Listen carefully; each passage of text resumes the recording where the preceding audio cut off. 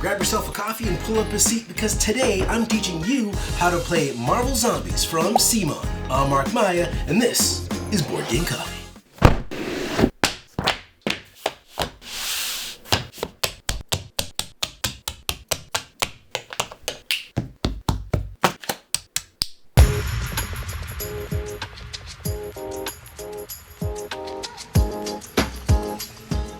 In a world protected by mighty superheroes, one would think a zombie invasion would be quickly dealt with.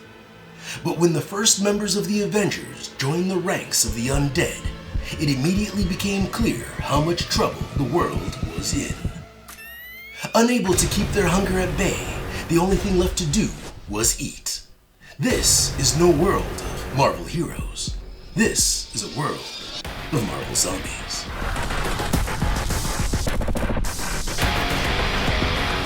Alright, for those of you new to this series, this is a Zombicide game that takes place in the world of Marvel Zombies. But unlike those other games, in Marvel Zombies, you and your team play as superpowered zombie heroes, devouring the living to satiate your ravenous hunger. But along the way, you'll have to contend with an onslaught of S.H.I.E.L.D. agents and the might of the last remaining living superheroes who are out to put a stop to your bystander buffet. Marvel Zombies is a cooperative, mission-driven game with a strong emphasis on dice-based combat that can be played 1 to 6 players. You and your team select a mission and work together to accomplish its objectives. Your team in this case is made up of zombie heroes, each of which have their own unique skills. Now, the whole time you're trying to complete your objectives, groups of game-controlled enemies are trying to put a stop to whatever it is you're trying to do. By eliminating these enemies, your zombie heroes earn experience, and earning experience allows you to unlock new powerful skills. But the more powerful you get, the more powerful your enemy gets. In this video, I'll be focusing on the rules for Zombie Mode, where you play as the bad guys eating up all the good guys. In a future video, I'll go over the rules for Hero Mode, where the roles are reversed and you get to play as the heroes trying to stop the zombies. But for that mode, you'll need to pick up Marvel Zombies Heroes Resistance, which as of this recording is not currently available, which means I don't have it either. But when I do, I'll come back here and I'll teach you how to play. With that said, if there's a particular part of this video that you're looking for, check out the index in the description below. Now, let's get to the setup.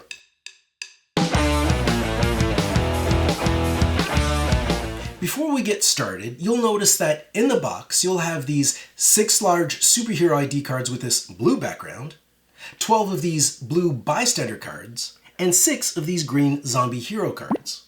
These components are only used when playing Hero Mode, which we'll be learning about in another video. So until then, you can just put these back in the box. Now that we have all that sorted out, let's choose a mission. Missions can be found in the back half of the rulebook, and you can play them in whichever order you want. When selecting a mission, make sure it has this green Zombie Mode banner at the top. These blue banner missions are for Hero Mode only and require the Marvel Zombies Heroes Resistance game to play.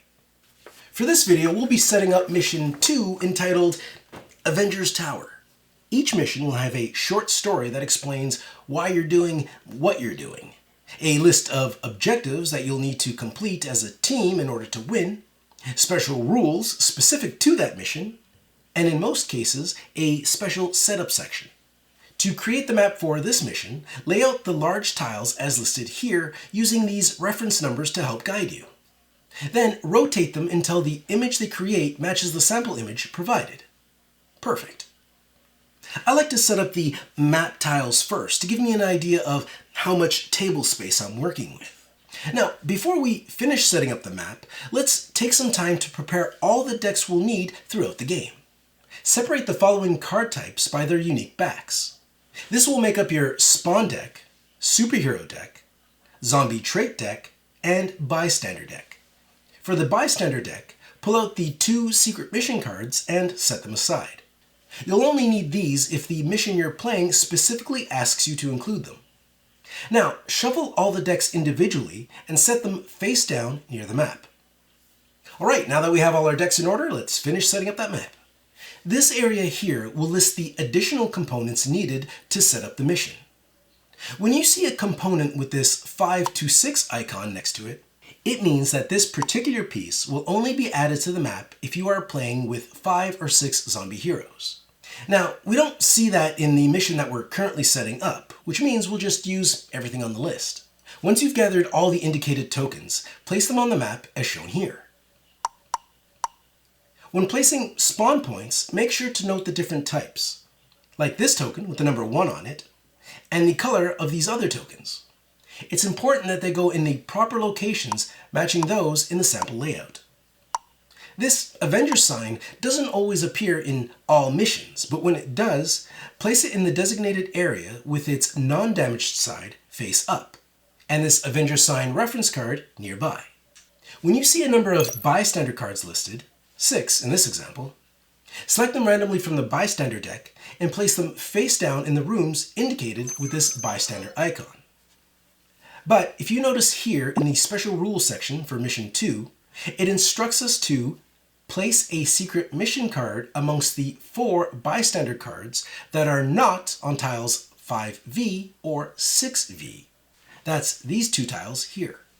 So to do that, I'll place 2 bystander cards on those tiles first, then take 3 more bystander cards off the top of the deck, shuffle in the secret mission card disguising it as a bystander, then place them face down in the indicated zones. Now we know that one of these 4 bystander cards is our mission card, but we don't know which. In this example, the secret mission card represents a hidden access code held by one of the bystanders. But in other missions, these cards could mean something completely different. But whatever they are and how you use them will be explained in the mission's description. The next part of the special setup for this mission says that if we're playing with 5 to 6 zombie heroes, which we are, we should resolve a spawn at each of these spawn points. So let's see what we got. 3 troopers here, 2 guards here, and a superhero here. Well, that's not ideal. When spawning a superhero, draw a card from the top of the superhero deck and place it in easy view of all players. Then place the matching game piece for that superhero in the spawn zone. When a mission asks you to resolve a spawn in this manner during setup, it's only referring to these active spawn points. The blue and green spawn points aren't active until we do something in the game that makes them active. And what that thing is will be explained in the mission's text. By this point, you've probably noticed this start icon here. Unlike other indicators, this icon isn't actually a token you place. It simply indicates the starting area for your zombie heroes. Speaking of which, in Marvel Zombies, well, at least the core box we have here, players can choose between zombie versions of Wasp, Iron Man, Captain America, Captain Marvel, Deadpool, even Hulk. But no matter the player count, you can always play with all 6 zombie heroes, even if you're playing a game by yourself. You'll just perform all the actions for one zombie hero, then move on to the next. You do have the option to play with 4 or 5 zombie heroes instead of 6, but the fewer you play with, the more difficult the game becomes. And trust me, you'll want the backup. But regardless of your player count, you'll need to collect the following for each zombie hero you're playing with. For each zombie hero, players will need 1 dashboard with its danger bar set to 0, and a zombie hero ID card for the character they're playing. Then take 2 tracker cubes and a matching colored base. Place 1 tracker cube on the rightmost slot of the zombie hero's health bar, and another tracker on the 0 slot of their hunger track. Then collect the game piece that matches your character, attach the colored base, and place your zombie hero in the starting zone indicated by the mission. Each player also takes 1 activation token and places it next to their dashboard, green side up. And lastly, place the dice in easy reach of all players. And make sure your enemy game pieces are easily accessible, because they're coming for you. Now, before you start playing, you might want to assign one person to read out the story and objectives for the mission. That way, everyone knows what they need to do and why they're doing it. It's also important to go over the special rules section to avoid any confusion. Chances are that there will be something new to this mission that you haven't done before.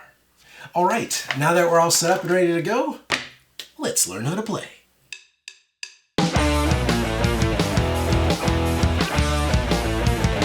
Throughout this video, I'll be breaking down the rules for Marvel Zombies and telling you what you can or can't do. But it's important to keep in mind that there's an exception to almost every rule.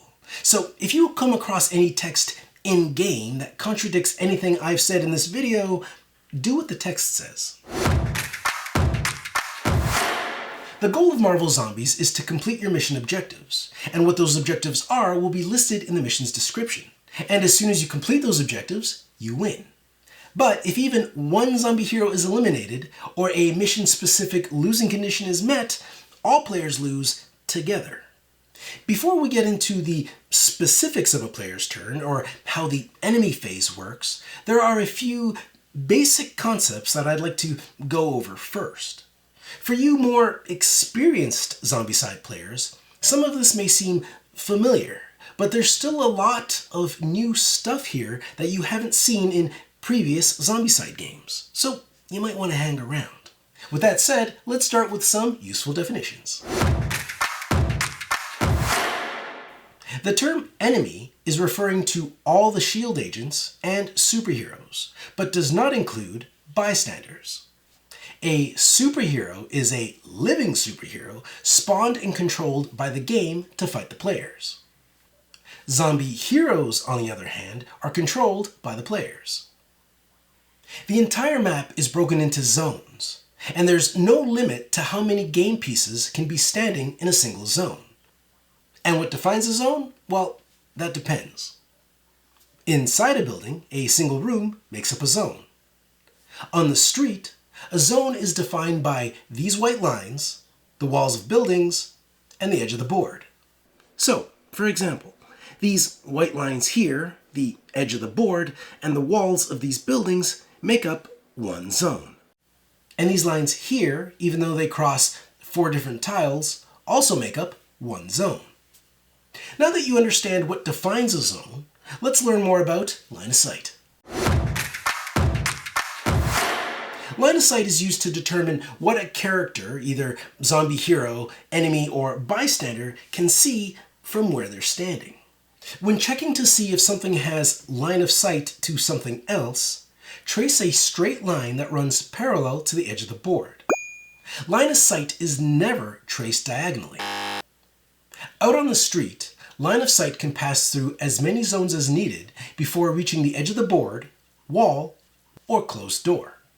So, from this space here, Hulk's line of sight would look something like this.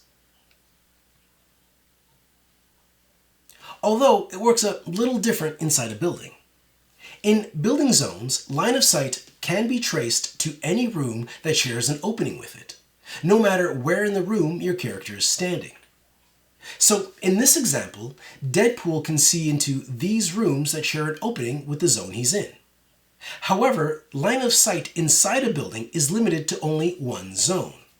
So even though it is possible to trace a straight line from the zone he's standing in, all the way past these other zones to this room at the far end, Deadpool's line of sight stops here.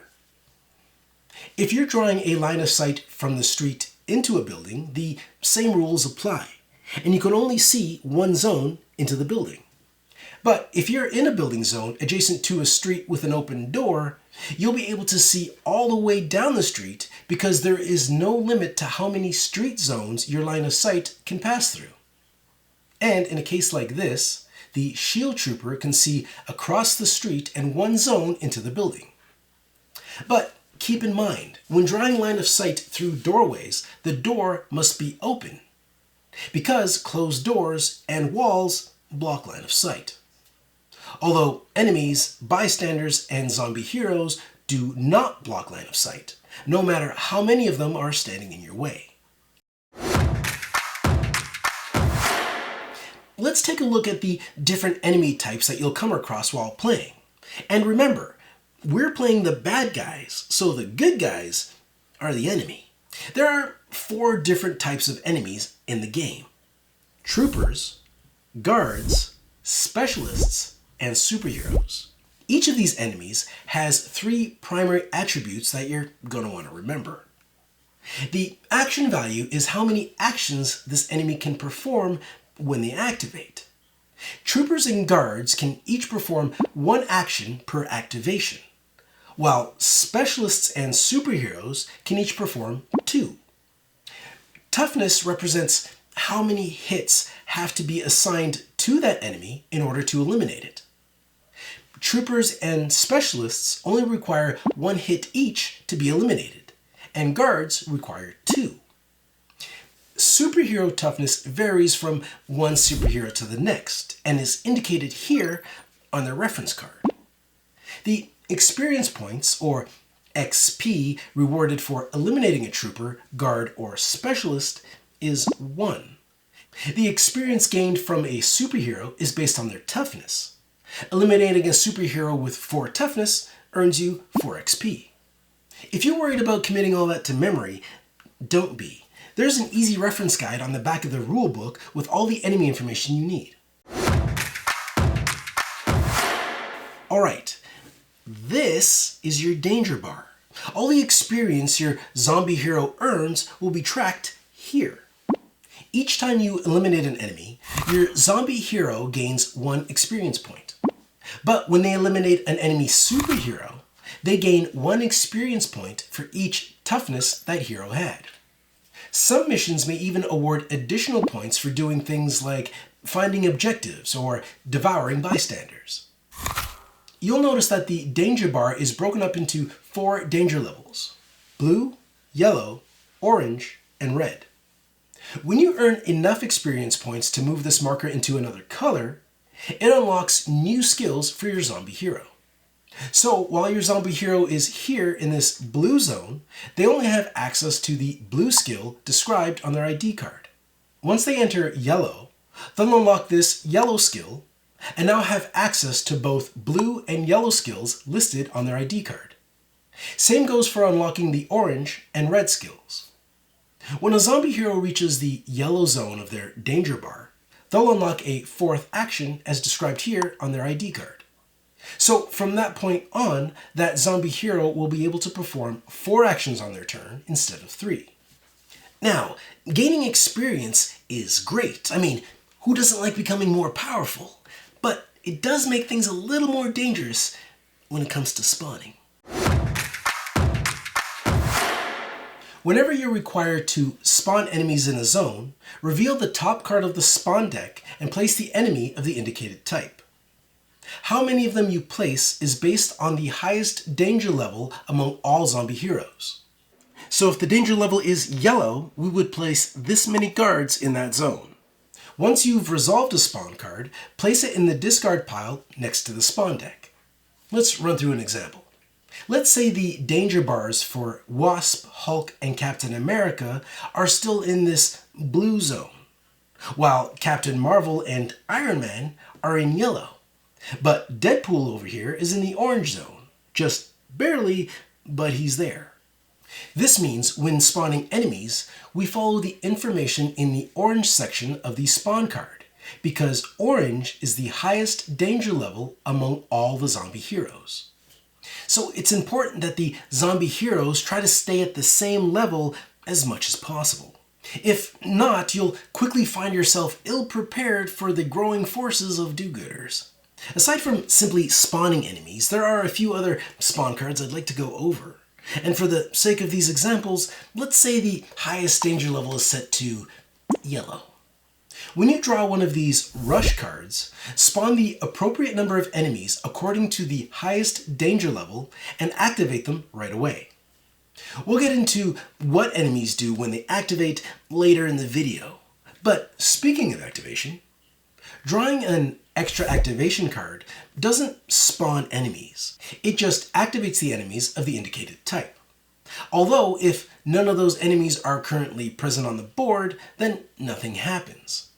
And as indicated here, if the highest danger level among all zombie heroes is at blue, then no extra activation takes place. When an Escorted Bystander card is revealed, draw the top card of the Bystander deck, set it near the board where everyone can see, and place the matching Bystander in the spawn zone along with the indicated number of guards. We'll also get to how these work later in the video. When you draw one of these superhero spawn cards, spawn a number of superheroes equal to the appropriate danger level. When spawning a superhero, draw a card from the top of the superhero deck and place it in easy view of all players. Then place the matching game piece for that superhero in the spawn zone. This sidearm card doesn't spawn enemies, but it allows all troopers on the map, that's these guys here, to perform this special sidearm attack. And lastly, this specialist airdrop card will spawn these specialist shield agents directly into each zombie hero's zone instead of their normal spawn point. When you open a door to a closed building for the first time, it reveals all the enemies and bystanders waiting inside. A single building extends to all rooms connected by openings, sometimes straddling several tiles, like this building here. So by opening this door to this building, we reveal everyone waiting inside. Enemies waiting inside a building only spawn in the zones marked with this symbol. For each of these zones, draw and resolve one spawn card, one after the other in any order you choose. Although it is suggested to start from the farthest zone and work your way to the closest. Once all enemies have been spawned, reveal any bystander card inside the building, replacing it with the corresponding game piece, and placing their card face up next to the board. It's important to note that you're not placing these bystander cards in the discard pile. They should be placed in a location that players can easily reference, which is important once you start devouring bystanders, but more on that later. Whenever you're asked to discard a card, just place it in a face-up pile next to its corresponding deck. If you ever need to draw a card from a deck, but that deck is empty, just reshuffle the discarded cards of that deck to make a new one. Marvel Zombies is played in rounds, and each round is broken up into 3 phases: the player phase, enemy phase, and end phase. Let's learn about each of those phases, starting with the player phase. The player phase is when players get to activate their zombie heroes one at a time to perform various actions, such as moving, attacking, devouring enemies, that sort of thing. Now, before you can take any actions, there are 2 things that every player needs to do at the start of the player phase. First, all players increase their hunger track by 1. This happens even on the first turn of the game. Next, all players need to set their activation token green side up. Once that's done, players take turns activating their zombie heroes one at a time. The order in which they activate is completely up to you. Although once a zombie hero activates, it has to complete its turn before another zombie hero can take theirs. Each zombie hero can perform up to 3 actions on their turn, and will eventually unlock a 4th as they earn experience points. But they never have to take all their actions, and can decide to forfeit any remaining actions they have and just end their turn. The actions available to a zombie hero are move, open door, gain trait, interact with an object, and attack. Actions can be performed in any order you want, and aside from the gain trait action, each of these actions can be performed multiple times a turn. Let's take a closer look at all these actions and how they work. Performing a move action means to simply move your zombie hero from the zone they're in to an adjacent zone, but they can't move diagonally, through walls, or close doors. Each time you move a zone, that's 1 action. So if you move 3 zones, that's going to cost you 3 actions. And if your zombie hero is trying to leave a zone that contains an enemy, they need to spend 1 additional action per enemy standing in that zone. So in this example, Captain America would need to spend 3 actions to move from this zone to this zone. 1 action for the initial move, plus 1 additional action per enemy in the space he's leaving. But if you're in a situation where you don't have enough actions to cover the cost of moving out, well, then you can't move out. Now, when you enter a zone containing enemies, it doesn't cost you any additional actions, but your move action ends immediately. Zombie heroes can spend 1 action to open a door in their zone. Well, not so much open it as smash it to bits. When this happens, place an open door token on the space where the closed door was. Or in a case that there was already a closed door token there, simply flip it to its open side. And once a door is open, it can never be closed again. Some missions feature colored doors. Usually, these doors can't be opened until some condition is met, like finding a lost key or access code. But those details will be explained in the mission's description. And as described earlier in the spawning section of this video, when you open a door to a closed building for the first time, spawn enemies inside zones marked with this symbol and reveal all bystanders. A zombie hero can only perform a single gain trait action per turn, although there are some special effects that could earn you more. When a zombie hero takes a gain trait action, draw the top card of the zombie trait deck and place it in one of the 2 trait slots on their dashboard. Each zombie hero may only have up to 2 zombie traits at any time. If they already have 2 when they draw a new one, they can choose which of the 3 they want to keep and discard the other one. Zombie traits have powerful effects, but are discarded after a single use. And what each trait does is described on the card itself. You can use 2 trait cards together as long as each of their requirements are met, in which case you would discard both traits. Another action your zombie hero can perform is the interact with objective action. This allows them to take or activate an objective in their zone. The specifics of what that objective is, how a zombie hero interacts with it, and what it does will be explained in the mission's description. Alright, I saved the most detailed action for last. The attack action allows a zombie hero to attack an enemy or bystander that they can target. When a zombie hero performs an attack action, they use either their unique attack, listed here, or their generic Devour attack. What an attack does is laid out here in this little box. Attacks fall into 2 categories: melee, indicated by this fist icon, or ranged, which uses this energy blast icon.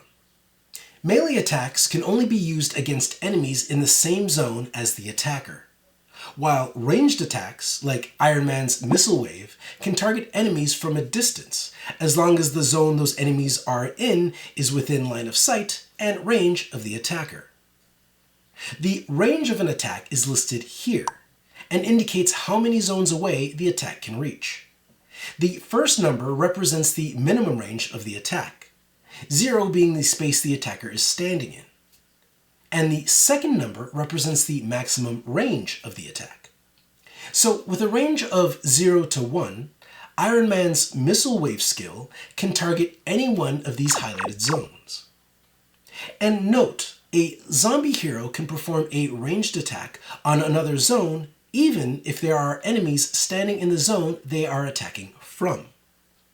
This section here indicates the number of dice a zombie hero rolls when performing this specific attack, although bonus dice and other game effects can add more. Each die result that equals or exceeds the accuracy value listed here scores 1 hit. Now, it's important to note that when you're performing a ranged attack action, you're not selecting a target enemy in that zone. You're targeting the zone itself. When targeting a specific zone with an attack, whether it's a melee or ranged attack, hits must be assigned according to this target priority level. superheroes, then guards, troopers, specialists, and lastly, bystanders. Although you can only devour them, but we'll get to that in a bit. So according to this list, before I can assign any hits to these guards, I'll have to assign enough hits to eliminate the superhero standing in the same zone. Then, once I've done that, I can assign hits to the guards. And once all the guards in that zone are eliminated, I can attack the troopers, and so on. So, for example, let's say my zombie hero is attacking the zone he's standing in. And with bonus dice applied, he's rolling a total of 5 dice. According to his ID card, he hits on a result of 3 or greater. So if this was my roll, I would have landed 4 hits and a miss. First thing I do is apply the hits according to the priority order. 3 are assigned to this superhero, and 1 hit to any one of these troopers. The number of hits assigned must be equal to that enemy's toughness. If you can't meet that enemy's toughness value, then you can't assign the hits. Thus, they take no damage. And if you can't eliminate the enemy that comes first in priority order, then you can't assign any hits to the enemies that come after. Hits have to be dealt all at once during a single attack. They don't stay on the enemy or carry over to the next attack.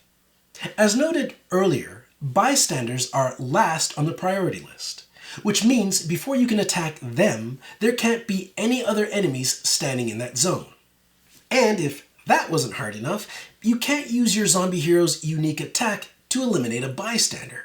The only way to eliminate a bystander is to devour them by using your Devour attack. But we'll cover Devouring Bystanders later in the video.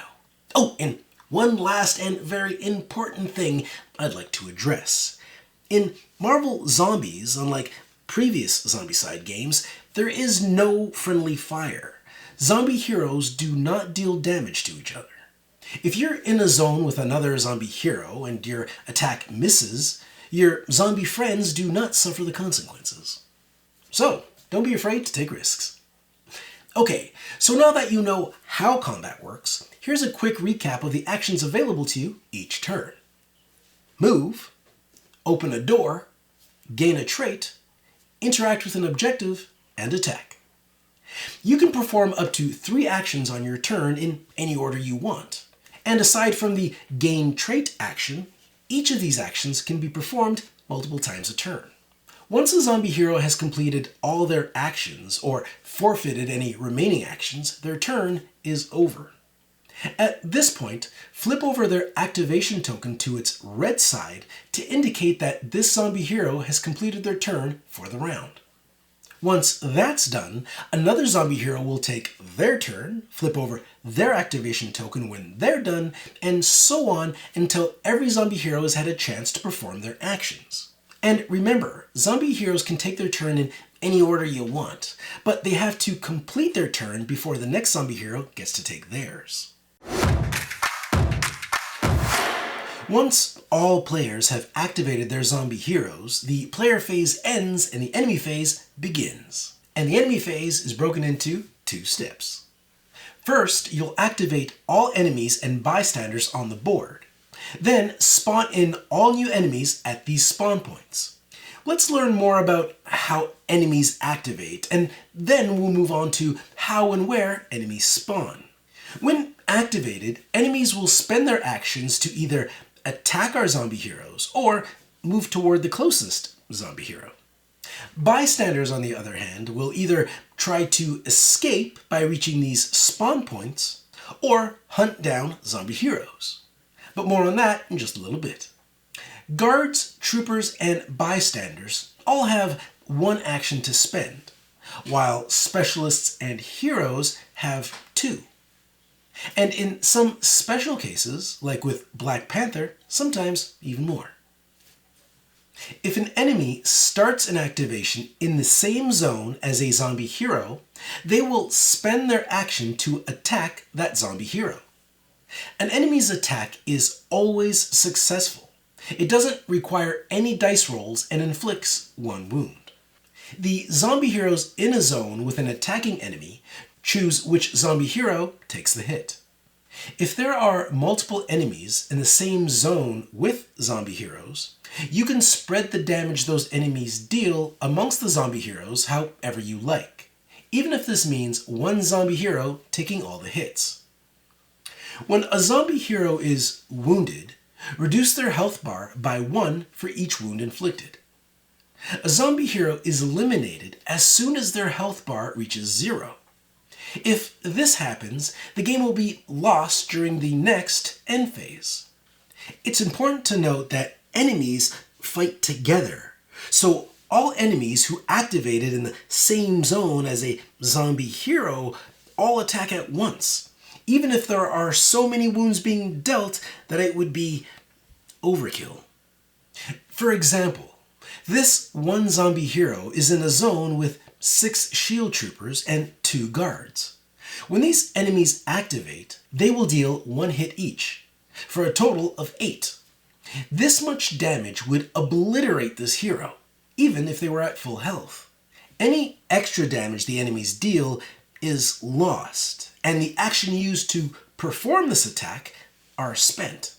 Now, if there were 2 zombie heroes in this zone, with 5 health each, they could decide to split the damage, taking 4 hits each, and both would survive. If there are no zombie heroes in an enemy's zone when they start their activation, the enemies spend their action to move one zone toward the zombie heroes. Enemies always move toward the closest zombie heroes in their line of sight. So even though this zombie hero is technically closer, the enemy can't see them from where they are. So they'll move toward this zombie hero because it's the closest zombie hero they can see. But now that they're in this zone here, the next time these enemies activate, assuming these zombie heroes didn't move at all during their turn, the enemy will move into this zone because it contains the closest zombie hero in their line of sight. If this was the situation, and the enemy didn't have line of sight to any zombie heroes, they'll move toward the closest zone containing zombie heroes. The closest zone is the zone that requires the fewest number of moves to reach. Keep in mind that enemies can't open doors, so if this was the closest zone containing zombie heroes, the enemy would need to take the long way around to get to them. If there are no open paths to zombie heroes, which doesn't happen often, the enemy doesn't move at all. But if there's more than one route of the same length to the closest zombie heroes, or there are multiple zones containing zombie heroes tied for being the closest, like this situation here, enemies split into groups of equal numbers, separated by type. So in this example, we would send 1 guard and 2 troopers along this path, and another guard and 2 troopers along this path, making 2 equal groups. But if we had an extra guard or another type of enemy that would make it impossible to split these groups up evenly, then the players decide which path the extra enemy will take. Enemies and bystanders activate during the enemy phase at the same time, but how a bystander moves depends on the type of bystander they are. Combat bystanders, indicated by this fist icon on their card, actively hunt zombie heroes during the enemy phase. They have one action, just like troopers, and function pretty much the same way, although they are not affected by any spawn cards such as extra activation, rush, etc. Non-combat bystanders also have one action when activated, but instead of hunting zombie heroes, these bystanders will try to escape by taking the shortest possible route to the closest spawn zone. Their movement is never hindered by zombie heroes, and they never attack. And if they do manage to reach a spawn zone, they are immediately removed from the game board and their card is discarded. Okay, so far we've covered troopers, guards, and bystanders that only have one action each when activated. So once they've either moved or attacked, they're done, Even if their action moved them into a zone with a zombie hero, they'll have to wait till the next turn to attack. Assuming they're still alive, that is. But there are two types of enemies that break this rule. Specialists and superheroes follow the same activation rules we just covered, with one exception. Each of them get 2 actions per activation instead of 1. Each time a specialist or superhero activates, they perform 1 action, either attacking or moving with the rest of the enemies. But unlike other enemies, like this trooper here whose activation ends after their first action, specialists and superheroes will continue to perform their second action, either attacking if they're now in a space with a zombie hero, or moving again if there's no zombie hero in their zone. Now, if a specialist or superhero start their activation in a zone with a zombie hero, they'll attack twice. Unless their first attack eliminates the zombie hero, in which case they would spend their second action to move. In addition to having 2 actions when they activate, each superhero also has a unique effect which is described on their individual reference cards. Miss Marvel can attack from up to 3 zones away without needing line of sight, which means she can attack around corners without having to move. Doctor Strange acts like an additional spawn point when spawning enemies during the enemy phase. Spider-Man spawns in the closest zone with a zombie hero. Thor's attacks each deal 2 wounds instead of the usual 1. Scarlet Witch makes zombie heroes in her zone re-roll their successes, only once per attack if you're wondering. And Black Panther performs anywhere from 2 to 5 actions per activation. The higher the danger level, the more activations he performs. Earlier in the video, I mentioned these Escorted Bystanders that show up on these spawn cards. When a bystander is spawned in as an Escorted Bystander, they don't follow the same rules as other bystanders. Most importantly, they never move on their own. And they'll never try to escape, even if their guard escorts walk them over a spawn zone. Escorted Bystanders always move with the guards in their zone. So when these guys move toward zombie heroes, the bystander they're escorting goes with them, whether they like it or not. If the guards get an extra activation, the Escorted Bystander activates with them. Think of them as being tethered together. Now, if it's a combat bystander that's being escorted, they will also attack when their guard escorts attack. If there are no guards in an Escorted Bystander zone at the end of the enemy phase, spawn in 1 guard to escort them. After all enemies and bystanders on the board have completed their activations, we move on to the second part of the enemy phase, spawning. These spawn point markers that we place during the setup indicate the entry points that the enemy uses to enter the map.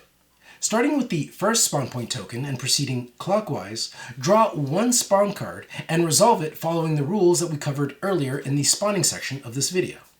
Once you've resolved 1 spawn point, move on to the next until you've drawn and resolved a spawn card for each active spawn point token.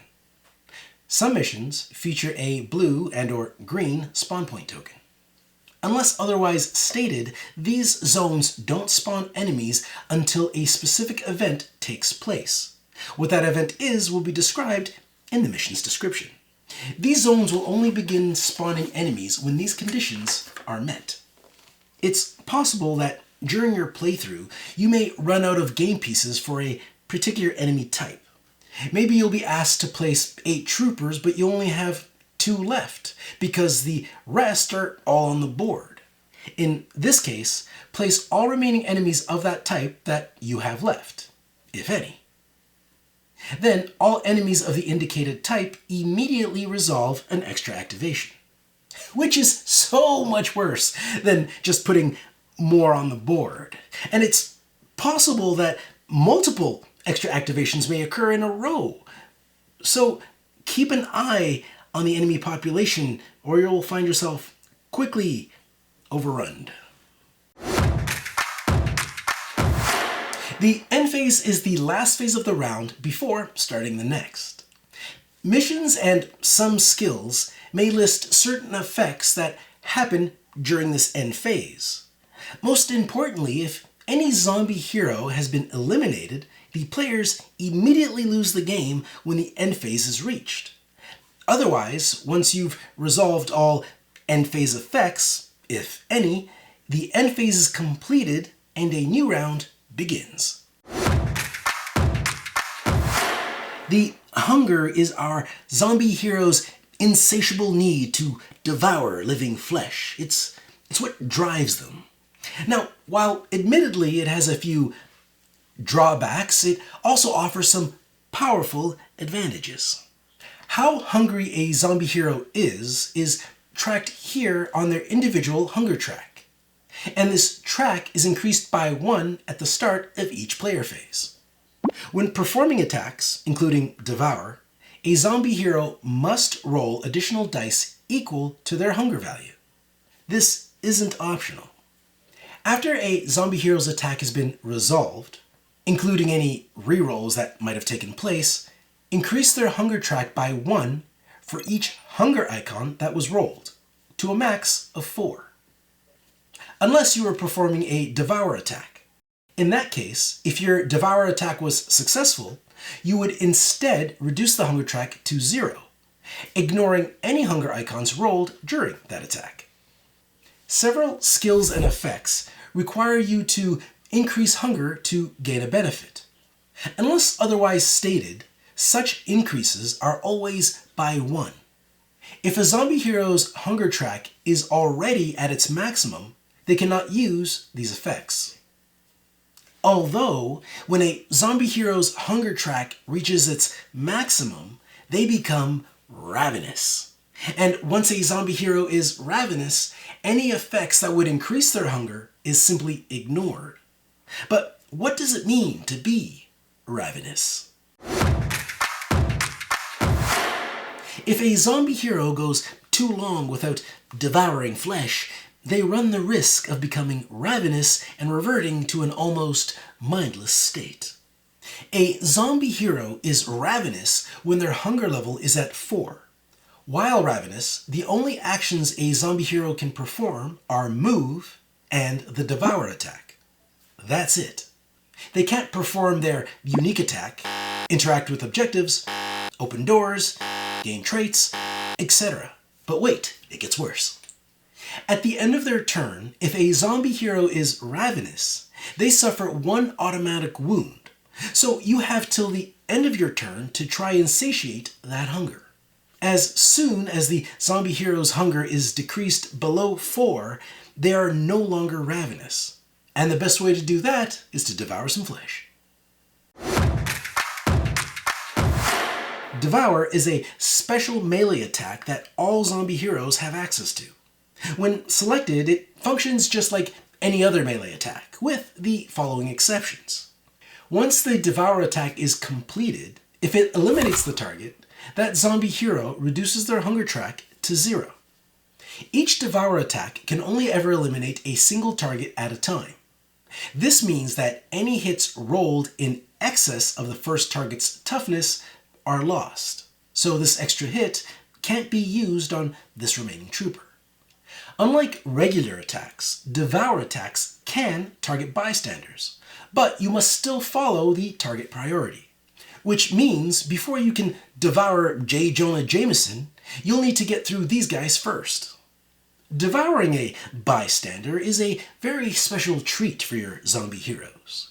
As mentioned earlier, bystanders can't be eliminated by regular attacks. The only way to eliminate a bystander is to devour them. And to do that, your zombie hero will need to perform a Devour attack that results in at least 1 hit. When that happens, the zombie hero who did the devouring gains the unique card associated with that bystander and places it in the left slot on their dashboard. Unlike zombies' traits, bystander cards are typically not discarded upon use, but instead offer a permanent ability. A zombie hero may only have 1 bystander card at a time. Should they devour another bystander, they may replace the old card with the new one or discard the new one. Devouring a bystander typically doesn't award any experience, but some missions might say otherwise.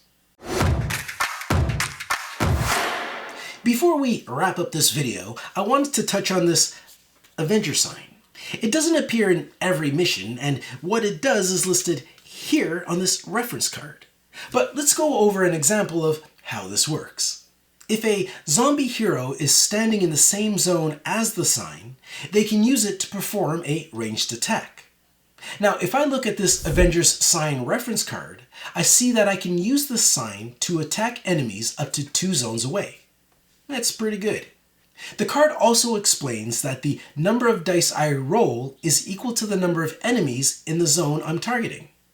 It also tells me that superheroes are ignored for this attack, meaning I don't include them in the count when determining how many dice I roll, nor do I take them into account when assigning damage. It's as if for this attack, they aren't even there. When determining how many dice you roll for this attack, bonus dice, such as those granted by hunger, do not apply. The Avengers Sign can only be used twice. After the first time it's used, place the token in the targeted zone and flip it over to its damaged side to show it's been used once. Then, the next time you use it, just remove it from the game board. And that's it. I hope this video helps, and I hope you enjoy playing Marvel Zombies. See you next week. Thanks for joining us. If you like this video and you want to see more, subscribe to our channel. It's the best way to keep up to date with everything we do here at Board Game Coffee. But if you want to see more right now, we got plenty of videos to choose from. And if that's not enough, follow us on Instagram, Facebook, and Twitter. I'm Mark Maya, and this is Board Game Coffee. And remember, have fun, keep gaming, be social. See you next week.